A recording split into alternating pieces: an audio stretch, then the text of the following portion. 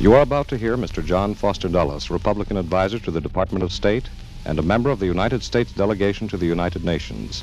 Mr. Dulles speaks tonight at a dinner meeting of the American Association for the United Nations. In this exclusive mutual broadcast which follows, Mr. Dulles will be introduced by Mr. Clark M. Eichelberger, Director of the Association. Mr. Eichelberger.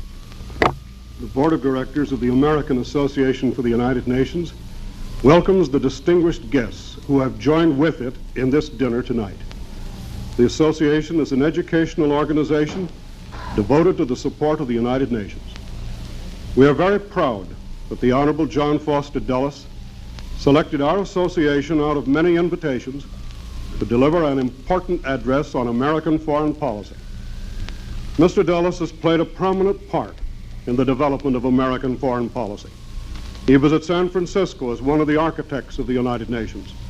He has been a delegate to successive United Nations General Assemblies. As United States Senator and a close associate of some of the leaders of the Republican Party, he has taken an important part in developing such policies as the European Recovery Program, the North Atlantic Treaty, and the United Nations. Mr. Dulles.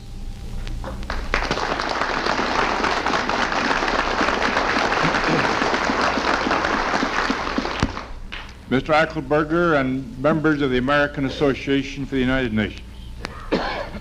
Here tonight you are carrying out our good custom of using the year end to think about the past in the hopes that we can do better for the future.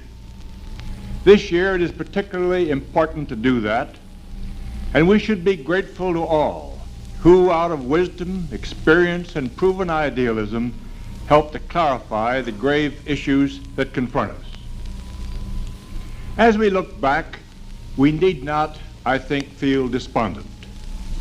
There are great dangers ahead, and there are plenty of patches of ground fog. But if we lift our vision so that we see the present in the light of the long past, it is apparent that these post-war years have been years of achievement, and that our people have already surmounted at least one great peril. Now, nations are a good deal like individuals in the sense that while they may die a violent death, they're much more apt to die in their beds, particularly as they grow older. And the great question of our time has been whether our Western civilization has become so old and decadent that it was bound to pass away, giving place to the younger, barbaric society born out of the unholy union of Marxist communism and Russia's imperialism. For 1,000 years, our Western civilization has been dominant in the world. It won and it held leadership on merit. It produced spiritual, intellectual, and material richness such as the world had never known before. The fruits of Western society went everywhere, and the people elsewhere wanted to share those fruits rather than to destroy their source. However, 1,000 years is a long time, even for a civilization. And many felt that Western civilization had run its course and had become infected with the same decay as had rotted the other great civilizations of the past. And the communists shouted that everywhere. The West, they said, could no longer produce the vital leadership and the creative acts needed to satisfy the dissatisfied masses. Only communism, they said, could now do that. And with that slogan, they softened up the opposition, and then they moved in country after country with terrorism, subversion, and civil war to gain political control. And by those methods, the Russian state and the Bolshevik Party, working hand in hand, brought under its control about 800 million people. And that's about 1/3 of all the people that there are. And still they were rolling on toward their announced goal of a communist one world. Who was there to stop them? Many thought that they were unstoppable, and a bandwagon trend was getting underway. And at this decisive moment in the history of the world, a heavy responsibility fell upon the United States. We were still a relatively young nation. We had not been devastated by war. And on that account, we were less susceptible than some other nations to the poison that the Communist Party distills. If anyone could perhaps demonstrate the faith and works needed to rally men to the cause of human freedom, it had to be the United States. And the whole world watched to see. And if at that juncture we had sought only to save ourselves, that would have been a public confession that the communists were right when they said that the West had rotted. The tide of communism would have rolled on irresistibly, and we ourselves would have been encircled, isolated, and finally engulfed. Only as we sought to help others could we save ourselves. And our people responded to that challenge with a 5-year record of which we can be proud. Let me mention a few of the deeds. We showed by example within our own country that social justice could be had without traveling the communist road of violent revolution and materialism. Through graduated income and estate taxes and social security and pension plans, our capitalistic society has come to approach much more closely than any communist society the ideal of production according to ability and distribution according to need. Take the colonial system. Within 5 years, that system, which had become a festering sore, was subjected to orderly liquidation. Over 750 million people within these 5 years have won political independence. Great Britain, as the principal colonial power, took the lead. Our own direct national contribution was the granting of independence to the Philippines and the discrediting of racial discrimination here at home. And in many other ways, however, we have helped in this whole great process of building between men of different races, creeds, and colors a new relationship of partnership and of equality. And again, since the end of World War II, we have provided in loans and grants over $40 billion for the relief of other peoples and the reconstruction of other lands. And thereby we have practiced the great commandment that the strong ought to lighten the burdens of the weak.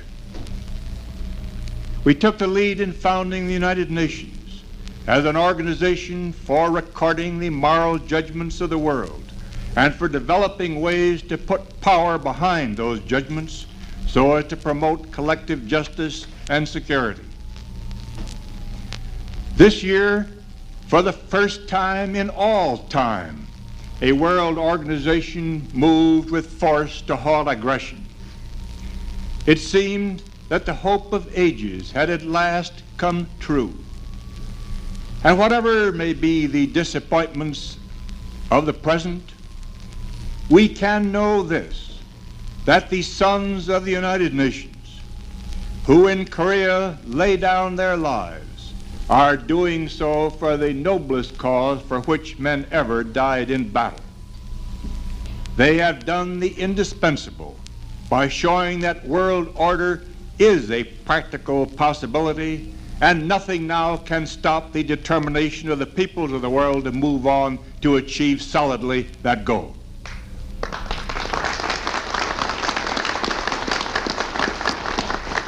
Now, I do not claim for a moment that our national record is one of perfection or anything like perfection. Our own social changes may have gone so far as unduly to curtail incentive and self-reliance. In some cases, political independence may have been given to peoples so inexperienced in the ways of self-government that it will be hard for them to preserve that independence in the face of the diabolically clever apparatus of Soviet communism. Our loans and grants to others may sometimes have provided mere temporary relief rather than have been incentives to bold new creations of unity and strength. Both our own country and the United Nations may have assumed political responsibilities which they did not yet have the power to back up. Policies themselves good often lacked efficient and timely execution. There have been grave and perhaps unnecessary setbacks, and almost surely the free world has erred in relying too much upon potential power and in not creating enough military strength in being. There's no occasion for complacency nor for whitewash. It is quite in order to expose errors and to point the way to making better use of all the moral and material assets which our people have shown they could provide. Such constructive pressures are needed, and I have tried to be among those who sought to create them. Under our political system, that is a special responsibility of the opposition party. But whatever may have been the faults and inadequacies of leadership, our people over the past 5 years have wrought mightily, and not without result. I recall reading a year ago Moscow's leading editorial, which welcomed in the year 1950. And it welcomed it with these words: "The forces of the Soviet camp are multiplying day by day, and today include the great Soviet Union, Poland, Czechoslovakia, Bulgaria, Romania, Hungary, Albania, Northern Korea, the Mongol People's Republic, the Chinese People's Republic, and the German Democratic Republic." And the editorial concluded, "Communism is conquering. Communism will triumph." I don't know what Investia is going to say next Monday in greeting the year 1951. But I do know this, that whereas between 1945 and 1950 it was boasting new conquests at the average rate of over 2 nations a year and over 150 million people a year, there are this year no new names of which they can boast. No new names to put on that Izvestia list. Now, I do not predict that the end of Soviet communist expansion has come, but I do say that the free world has found the way to check its ability to expand by cheap methods short of open war, and to have done that is no mean accomplishment. Communism pitted its youth against what it thought was our decrepitude, its universal creed against what it thought was our isolationism, its revolutionary practices against what it thought was our static mood. And it found, to its dismay, a people who under pressure did not decompose into factionalism and frustration. Unitedly, and with unpartisan and bipartisan leadership, they joined in an outpouring of compassion, fellowship, and material succor such as history had never before recorded. There is scarcely a man, woman, or child in the whole United States who has not consciously made some sacrifice out of the highest motives of which human beings are capable. And in the process, they have ennobled their own character, have given new hope and courage to millions elsewhere, and have discomfited the leaders of Soviet communism. There are defects at top and bottom, but the broad outline is not without a certain grandeur. It is not to be belittled, nor is the mood one to be reversed. We can rejoice in the renewal of the faith that has been the rock of our foundation, and out of which have gushed healing waters. We can be confident that that faith, if sustained, and I say if sustained, assures our capacity to overcome at least one of the twin dangers which at the end of World War II confronted us. We are not doomed to die in our beds, But since it seems that the free world has gained a certain immunity from the Soviet Communist Party poison, now their leaders must decide whether or not to accept one of these waiting periods which, to use Stalin's words, may from time to time be necessary to buy off a powerful enemy and gain a respite, or will they resort increasingly to open war? We must recognize that the very fact that the free world succeeded as fully as it had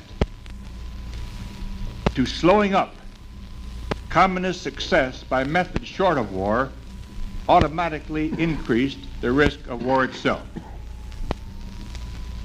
But risk is not the same as certainty, and just as we surmounted in recent years the primary peril of inner decay, so in the year ahead we must seek to surmount also the peril of full-scale foreign war. We must seek and find effective deterrents to Russian armed aggression. Now, moral factors do not weigh heavily in the Russian scale, so we're forced to think somewhat in material terms. And there we are not without some assets. Our inventive, resourceful, and free society has given us an industrial productivity far greater than that of Russia. In terms of steel, aluminum, electric power, and oil, the United States has a superiority of about 3 or 4 to 1 over Russia. That ratio, of course, would not hold good if Russia could take the industrial power of the Ruhr in Western Europe and the oil of the Middle East. But so long as there are impediments to that, the free world has an economic power which operates as a major deterrent to open Russian aggression, particularly if we also have the will to forego some of our pleasures and to put our economic machine into high gear, creating weapons on a mass production basis. Now, too, we have great possibilities of waging psychological warfare. Despotism, when you look at it from without, almost always looks solid and formidable. And when you look at the free societies, they usually look divided and weak. Actually, that's an optical illusion, because the reality is just the opposite. Take Russia. Out of its 200 million people, only about 6 million, or 3%, are members of the ruling Communist Party. And the political prisoners in Russia alone number from 10 to 15 million, or twice the total membership of the Communist Party. And in the party itself, you find it shot through with distrust and suspicion. And there are periodic purges between the party factions. And no one, not even in high authority, feels personally safe. And if you turn to the satellite countries, you find a situation even more precarious. For example, there is much unrest on the China mainland and in Poland and Czechoslovakia and such countries that people are forced to accept officials of Russian nationality because the Russian masters cannot find any Poles or Czechs that they're willing to trust. Now, when a few men rule despotically 800 million, you can be very sure that many of the 800 million are sullen, resentful, and eager for change. And the others will have been so beaten into submissiveness that they will have lost all sense of personal responsibility. They just wouldn't find it possible to respond to the unpredictable needs which come out of the disruptions that war creates. War can be very unkind to rulers who are despots and who have systematically destroyed the individual initiative of their people. The leaders know that, and we can increasingly help them to see the light. When it comes to straight military strategy, the free world seems momentarily in a mood of some confusion and without any agreed deterrent program. The Soviet Union has interior lines, It is concentrated men, tanks, artillery, and strategic and tactical planes around the hub of the great circle of its control. And the rim of this circle starts near the North Pole and swings south along the border, Norway, Finland, Sweden, West Germany, Austria, and Yugoslavia, and then east along the borders of Greece, Turkey, the Arab states, Iran, Afghanistan, Pakistan, India, Burma, Indochina, and Malaya, and then running northward, close to the Philippines, Formosa, Japan, Korea, and Alaska. And from within this vast orbit, a single will can in secrecy plot and act to strike in any direction any one of many nations with overwhelming force. Now, it may be possible by prearranged defense to make that attack costly, particularly where sea and air power play a role, and where, as in Western Europe, there is depth, numbers, and military experience on which to draw. But with more than 20 nations strung along the 20,000 miles of Iron Curtain, it is not possible to build up static defensive forces which could make each nation impregnable to such a major and unpredictable assault as Russia could launch.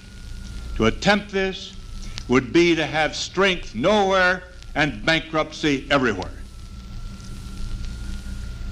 That is a clear conclusion, but it does not mean, as some people seem to think it means, that we must therefore abandon the whole idea of collective security and merely build up our own home defense area with the help of such other countries as we might pick because of their capacity to be useful to us.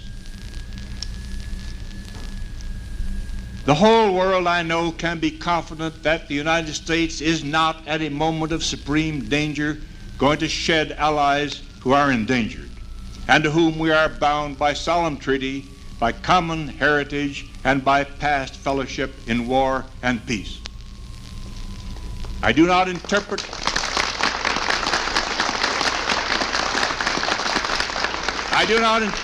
anyone as urging this. And any nation that did that would certainly not be in a position thereafter to do much picking and choosing for its own account. It would have elected a dangerous course, for solitary defense is never impregnable. You can plan on paper what it seems ought to be an impregnable defense: a China wall, a Maginot Line, a Rock of Gibraltar, an Atlantic and Pacific moat. But the mood that plans such a defense carries within itself the seeds of its own collapse. A defense that accepts encirclement quickly decomposes. That has been proved 1,000 times. A United States that could be an inactive spectator while the barbarians overran and desecrated the cradle of our Christian civilization would not be the kind of a United States which could defend itself.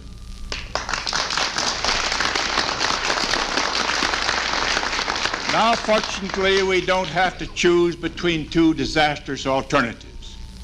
It is not necessary either to spread all our strength around the world in futile attempts to create everywhere a static defense, nor need we crawl back into our own hole in the vain hope of defending ourselves alone against all the rest of the world.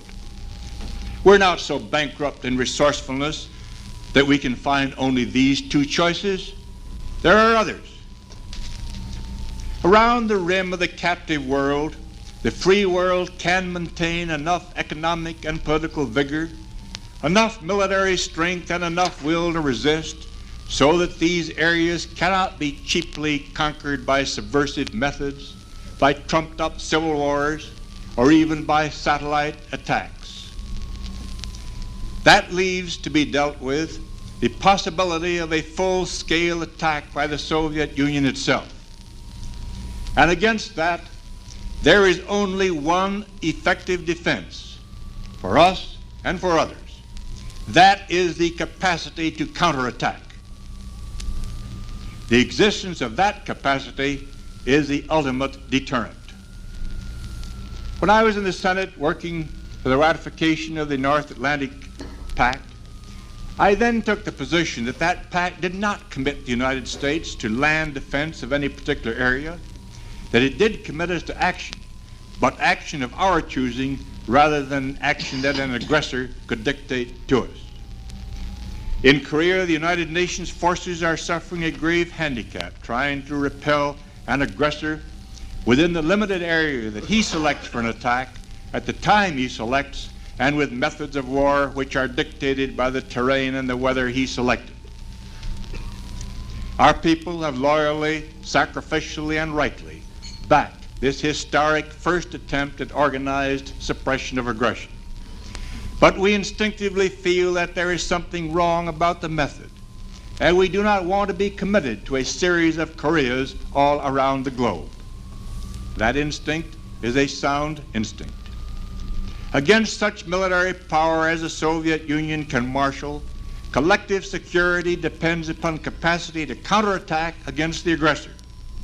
Then there can be concerted rather than dissipated power, for the force that protects one protects all. And with that, there is a good chance of deterring aggression. The free world is not without power in this respect. It has a strategic air force and a stock of weapons. But total reliance should never be placed on any single form of warfare or any relatively untried type of weapon. We have naval power and potential strength on the ground. Much more of all of this is needed. The arsenal of retaliation should include all forms of counterattack with maximum flexibility, mobility, and the possibility of surprise. The place of assembly of this should be chosen not as places to defend, but as suitable stages for launching the means of destroying the forces of aggression if aggression occurs. The United Nations, if it shows the moral courage that is needed, should be given the right to determine the fact of aggression so as to ensure the charter goal of armed force not being used save in the common interest. In such ways, the idea of collective security can be given sensible and effective content. It is not pleasant at this holiday season to talk about instruments of death. But events in Korea have shown that peace is not to be found in an unbalance of military power, and to correct that balance is a grim necessity. But it is a necessity which also requires that we shall be vigilant to preserve and not relax the moral safeguards with which military power always needs to be surrounded. We can rejoice that the United Nations forces in Asia and the North Atlantic forces in Europe are under the command of two men, General MacArthur and General Eisenhower, who have demonstrated in peace and war that they put material values second and moral values first. And that should be the mood of all our people. It is not easy to do what has to be done without whipping up emotions that are themselves provocative of war. That we must not let happen. And so my final word to you is this: let us all, on the eve of this new year, solemnly consecrate ourselves to that calm resolve which in moments of peril is a hallmark of true greatness.